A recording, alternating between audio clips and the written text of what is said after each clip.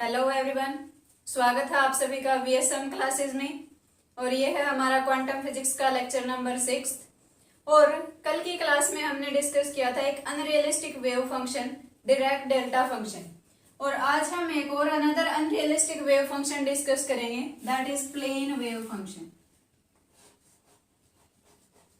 Plane wave ये भी हमारा अनरियलिस्टिक वेव फंक्शन है।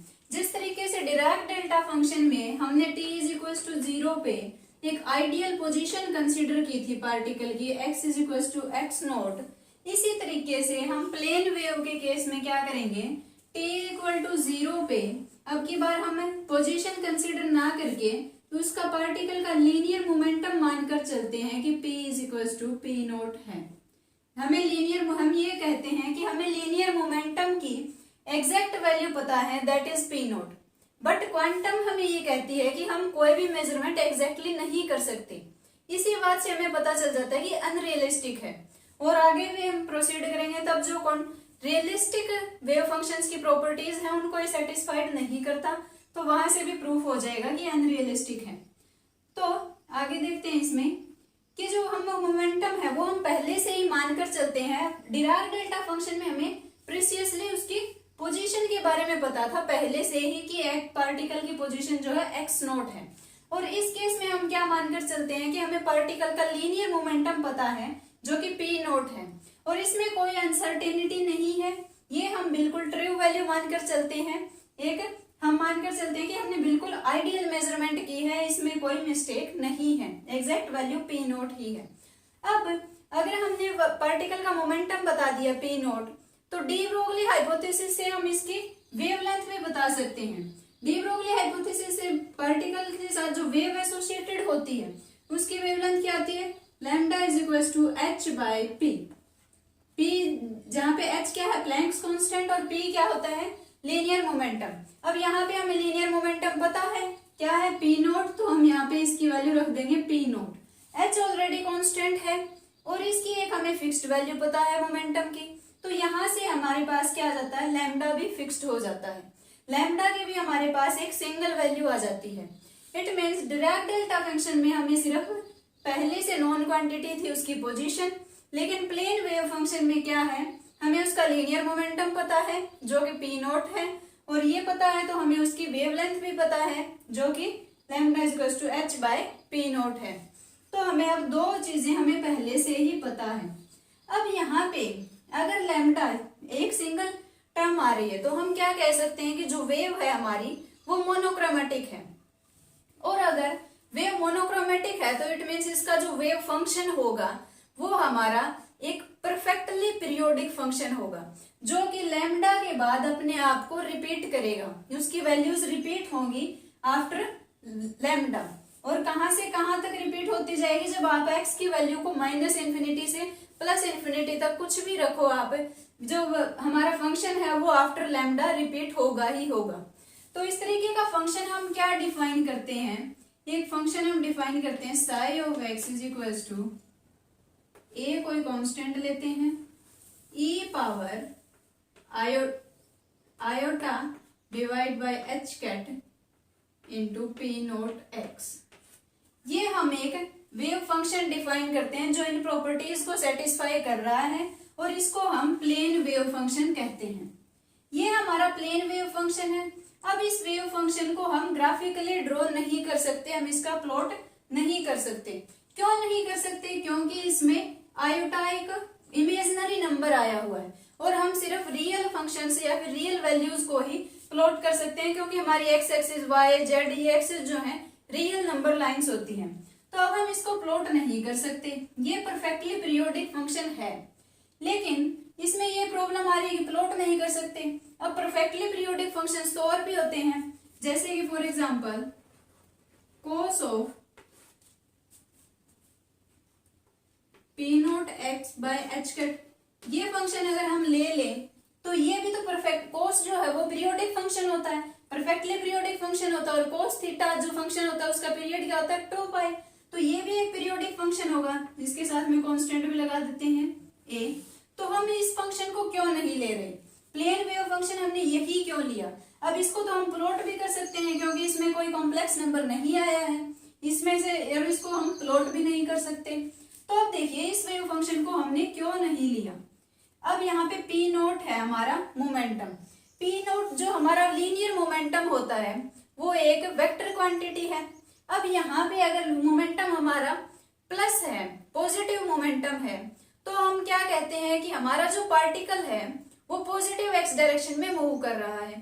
और अगर हमारा मोमेंटम नेगेटिव आता है तो हम क्या कहते हैं कि हमारा पार्टिकल नेगेटिव एक्स डायरेक्शन में मूव कर रहा है।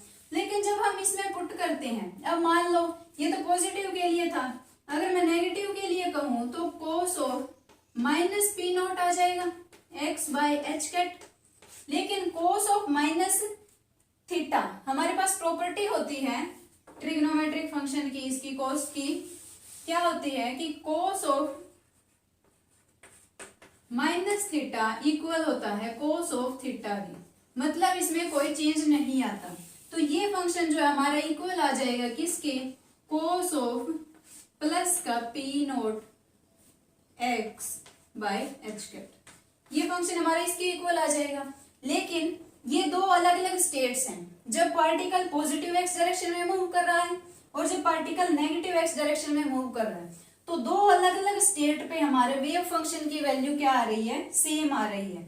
लेकिन दो अलग अलग, अब हमें अगर वैल्यू सेम आ रही है तो हमें पता कैसे चलेगा कि पार्टिकल कौन से स्टेट पे है, मतलब ये पार्टिकल की स्टेट को डिफाइन नहीं कर पा रहा, तो हम इसको as a wave function consider नहीं करेंगे।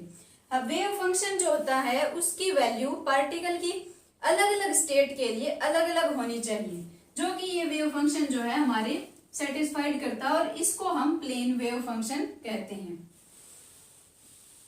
अब ये वेव फंक्शन अनरियलिस्टिक कैसे है, जो हमारी तीन प्रॉपर्टीज थी उनसे भी हम देख लेते हैं इसको कि ये हमारा प्लेन वेव फंक्शन जो है अनरियलिस्टिक कैसे है। पहले कॉन्टिन्यूअस होना चाहिए, तो कॉन्टिन्यूअस तो ये है, एक्सपोनेंशियल फंक्शन है, ये कॉन्टिन्यूअस होगा। और ये इनफाइनाइट नहीं होना चाहिए, तो ये इनफाइनाइट भी नहीं होगा। एक हमारी प्रॉपर्टी थी स्क्वायर इंटीग्रेबल की, तो ये फंक्शन हमारा स्क्वायर इंटीग्रेबल नहीं होगा। अब कैसे नहीं होगा वो देख लेते हैं। स्क्वायर इंटीग्रेबल के लिए हमें क्या चाहिए, साई मोड एक्स इसका स्क्वायर चाहिए, और ये किसके इक्वल होता है, साई एक्स और इसका कॉम्प्लेक्स कॉन्जुगेट जिसकी मल्टीप्लाई करते हैं, ये टर्म इसके इक्वल होती है। तो इसका कॉम्प्लेक्स कॉन्जुगेट निकालें तो हमारे पास क्या आएगा, psi of x a, iota को माइनस आयोटा से रिप्लेस कर देंगे, minus iota by h cut into p naught x, ये हमारा इसका कॉम्प्लेक्स कॉन्जुगेट हो जाएगा। तो अब इन दोनों को साई और साई स्टार एक्स दोनों के मल्टीप्लाई करवा लेते हैं, तो वो हमारे पास क्या आ जाएगा, साई ऑफ एक्स मोड इसका स्क्वायर। इसको मल्टीप्लाई करवाएंगे तो दोनों में ए है, तो मोड ऑफ ए स्क्वायर आ जाएगा। अब इन दोनों के मल्टीप्लाई करवाएंगे तो अब देखिए इस टर्म में क्या है, पावर माइनस है और इसमें सेम पावर है with plus symbol, base same है तो पावर ऐड हो जाएंगी, यानी कि क्या आ जाएगा यहाँ पे ई पावर 0, और किसी की भी पावर 0 क्या होता है हमारे पास 1, तो इन दोनों के मल्टीप्लाई करने पे हमारे पास ये टर्म आ जाती है, मोड ऑफ ए स्क्वायर। अब देखिए minus infinity to infinity psi of x इसका मोड का स्क्वायर और डी एक्स, ये हमारा किसके इक्वल आएगा, माइनस इन्फिनिटी टू इन्फिनिटी, इसकी वैल्यू क्या आई, मोड ऑफ ए स्क्वायर और डी एक्स। ये इंटीग्रेशन हमारा क्या आ रहा है, इनफाइनाइट। यहाँ से आप देख सकते हो इसकी वैल्यू इनफाइनाइट आ रही है, ये नॉट डिफाइंड है, इट मीन्स हमारा फंक्शन जो है वो स्क्वायर इंटीग्रेबल नहीं है। स्क्वायर इंटीग्रेबल नहीं है तो ये हमारा क्या हो गया, अनरियलिस्टिक वेव फंक्शन। अब एक और बात देखिए, यहाँ से प्रोबेबिलिटी डेंसिटी हमारी क्या आ रही है, कांस्टेंट आ रही है, मोड ऑफ ए स्क्वायर आ रही है। चाहे आप x की वैल्यू कहें कुछ भी रखो, माइनस इन्फिनिटी से इन्फिनिटी के बीच में x की वैल्यू कुछ भी रखो, हमारी प्रोबेबिलिटी डेंसिटी आ रही है मोड ऑफ ए स्क्वायर। यहाँ से भी इसकी अनरियलिस्टिक होने का पता चलता, वो देखिए कैसे। अब हर एक जगह पे प्रोबेबिलिटी डेंसिटी सेम आ रही है, मतलब अगर मैं कहूं कि यहाँ पे पार्टिकल के फाइंड होने की प्रोबेबिलिटी 100% है, यहाँ पे पार्टिकल है हमारा, तो यहाँ पे फाइंड होने की प्रोबेबिलिटी क्या आ जाएगी 1, और यहाँ पे प्रोबेबिलिटी डेंसिटी मैक्सिमम हो जाएगी। तो हर एक जगह पे प्रोबेबिलिटी सेम है, तो ये फंक्शन हमें क्या बताएगा कि किसी दूसरा पॉइंट जब हम लेंगे उस पे जो प्रोबेबिलिटी डेंसिटी है वो इसकी इक्वल होगी। यहाँ से क्या पता चला कि ये हमारा पार्टिकल यहाँ पे भी है, यहाँ पे भी है, लेकिन क्या एक पार्टिकल एक ही टाइम पे दो जगह पे हो सकता है? नहीं, एक पार्टिकल एक ही टाइम पे दो जगह पे नहीं हो सकता, दो जगह पे उसकी प्रोबेबिलिटी सेम नहीं हो सकती। तो यहाँ से भी हमें पता चला कि अनरियलिस्टिक है।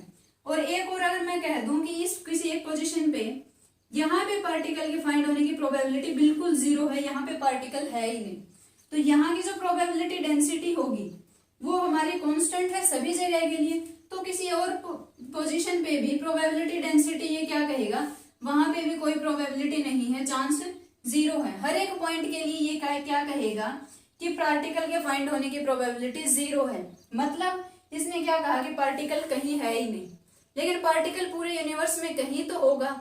तो यहाँ से भी हमें इसकी अनरियलिस्टिक होने का पता चलता है कि हमारा जो प्लेन वेव फंक्शन है वो अनरियलिस्टिक है। हर एक जगह पे प्रोबेबिलिटी डेंसिटी जो है सेम नहीं हो सकती वेव फंक्शंस में।